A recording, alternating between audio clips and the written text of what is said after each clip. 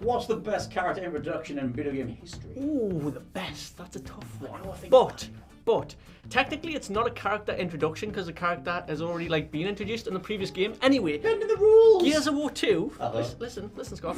Gears of War 2, the Cold Train. You're basically in the Locust Hollow as Marcus Phoenix with his little squad, as he is. You're getting overrun in this mansion thing, and then basically all you hear is "Woo!" That's my Cold Train impression, and you're thinking, "Wait a second, is that?" And it is. It's Cold Train. The camera cuts over, and it's a slow motion sequence. Cold Train running. You see all the locusts running away, and you're thinking, what are they running away from? And it's obviously Cold Train. And yeah, he basically runs at the first drone, chainsaw up in the air. This is all in slow motion as well. It's really cool. You should watch it. And then he frag tags a drone on the back, and its arms are so big it can't reach back and get it off, I guess.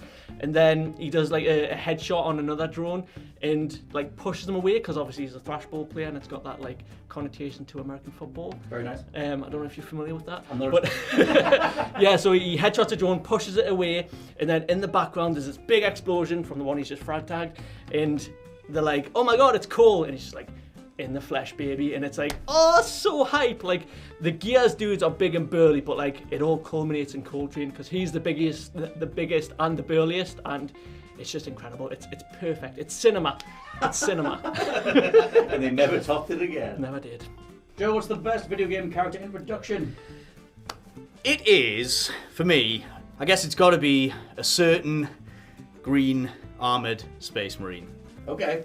What, you thought I meant this guy? No. He's the best. No, he's not. Technically, he's not a space marine, he's a Spartan. Spartan, I'm sorry. No, it is, of course, the Doomslayer.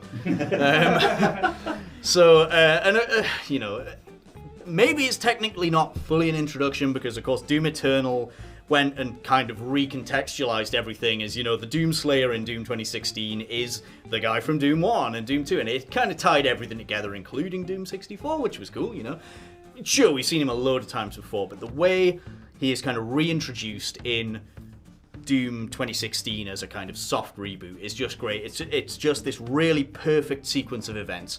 We start with in sort of complete darkness with a monologue from some kind of mystical voice that talks about you must rip and tear until it is done. Bash. Breaks out of those chains. There's a bunch of zombies in this room. He jumps up, grabs a gun, and you just start killing. You just immediately, you start ripping and tearing through them. And, it just doesn't mess about. Next thing, you go straight into that next room. There's your armor. In this ceremonial looking casing, it's there, he sees it, he picks the helmet up, bang, helmet goes on. Up comes this little computer from the side. Hello, my name is Samuel Hayden. You must have many questions by now. And you think, okay, here we go, here's the Doom 3 audio logs. And of course it just subtly, well not so subtly, reverts that by he sees this and he just, instead of listening to his audio log, he tears it off, tears the screen off and chucks it aside. He doesn't care about audio logs. The Doomslayer doesn't give a shit. No. This is why he's so great. You go down that corridor, there's a couple more dudes, a couple of little imp guys. You literally tear them in half with your bare hands. And into the elevator he goes. Up comes Doom, engulfed in flame.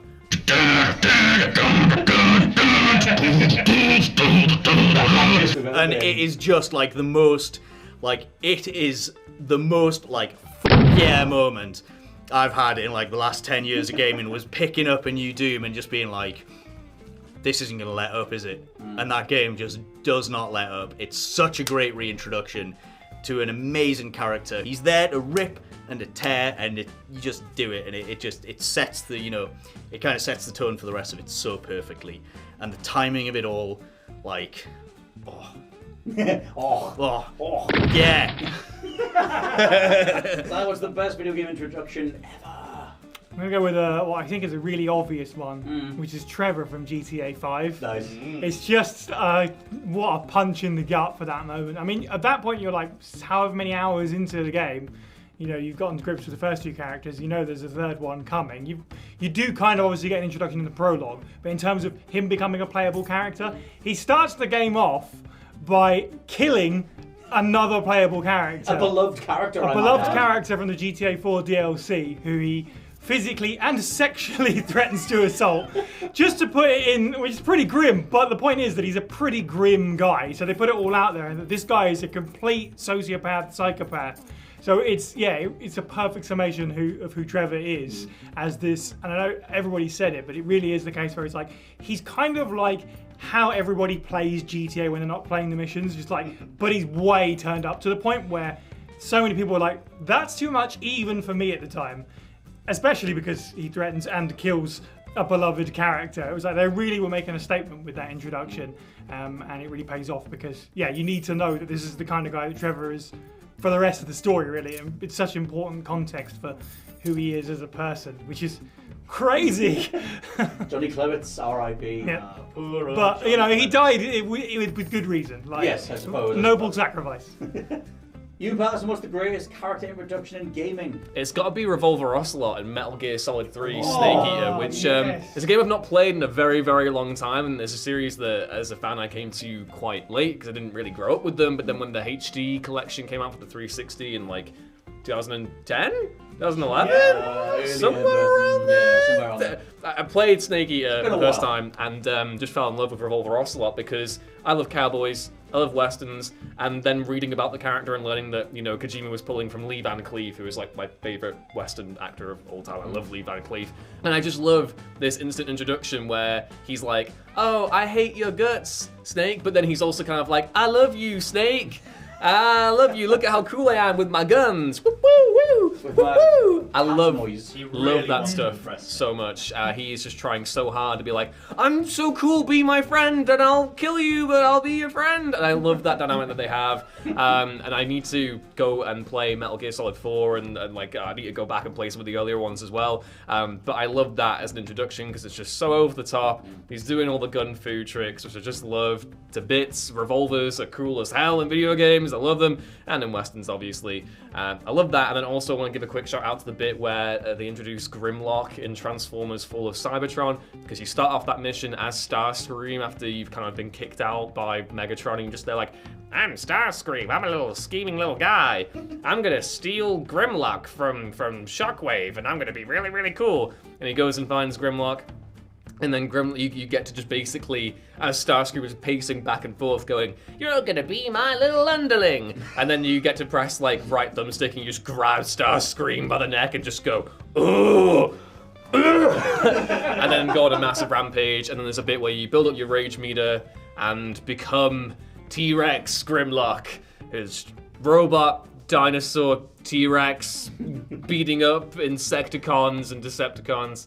Those games are great and they need to bring them back, and I hope the rumors are true. Same. I hope they are true, because I need to play as Grimlock again and just get the flamethrower T-Rex. I don't think we can get cooler than that. No. There's an image. Robot T-Rex, flamethrower breath, cool guy. No one else has even gone close to that. No. Except Mechagodzilla, maybe. I love Yes. Grimlock. I want to give Grimlock a hug. Josh, what's the best video game character intro? This character intro is so good, I can't even tell you the name of the character. That's how incredible it is, because when you first start Disco Elysium, and I'm doing Disco Elysium propaganda with Joe Johnson in the room. Play it, Joe! Oh, I've got it downloaded, I'm sorry. When you first start Disco Elysium, you literally enter the world from a kind of cosmic void, an endless void. You have drank yourself to death to the point of complete blackout the night before the game starts, and your character wakes up in his underpants, a disheveled, middle-aged drunkard with literally no memory of who he is, where he's at, what he's doing there, to the point where giving out his name is kind of a spoiler because that's one of the early game mysteries. But it's just such a compelling way to start a detective story, to pick up with a complete nightmare who has, for whatever reason, you don't know why, drank himself to oblivion the night before to literally try to escape this earth and this realm. And you spend the entire intro walking around your trashed, rented hotel room, just trying to figure out who you are, what went down, why is your tie that speaks to you on the fan above the room, why does turning on the light damage my health? It's because you're so hungover, you're that hungover, it's gonna really kill you. Then you can walk into your bathroom, for instance. You can look at yourself in the mirror, and that is just one of the best moments when it reveals your portrait, because you're so blackout drunk you don't know even what yourself looks like. So when you wipe down the mirror and you see your grimace for the first time, absolutely sensational. And then just everything from there, walking downstairs, having everyone tell you your actions. I mean, I'm sure we've all been in a similar situation where you've had a little bit of a big night the night before and you kind of can't remember everything, and everyone's filling you in on them, and the intense fear that you kind of have around those situations is perfectly captured, I think. It's just such a fun way to start a game. It's funny, it's really somber when you actually think about what he's actually done, and it sets up so many tantalizing mysteries to come, and you can spend essentially the first 10 minutes licking narcotics off like the table counters downstairs and shouting at the hotel manager for daring to ask you for money for the trashed hotel room. You could just be an absolute nightmare person, and that's all I want in a game.